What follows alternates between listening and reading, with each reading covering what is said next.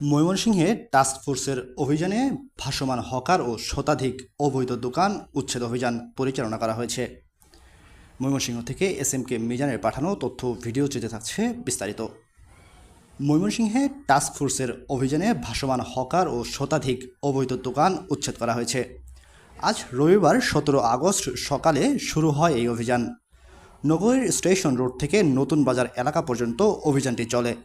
City কর্পোরেশনের নির্বাহী magistrate Mohammad Sirajul Islam, জেলা প্রশাসক কার্যালয়ের নির্বাহী ম্যাজিস্ট্রেট সৈয়দ শাহনেওয়াজ মুর্শেদ অপু অভিযানে নেতৃত্ব দেন। অভিযানে অংশ নেন সেনাবাহিনীর ক্যাপ্টেন নূর মোহাম্মদ নাহিয়ান ইসলাম, র্যাব 14 সদর দপ্তরের DAD রফিক, আনসার ও VDP জেলা কমান্ডেন্ট রবিউল ইসলাম, ট্রাফিক বিভাগের কর্মকর্তাসহ বিভিন্ন পুলিশ ও আনসার সদস্যরা।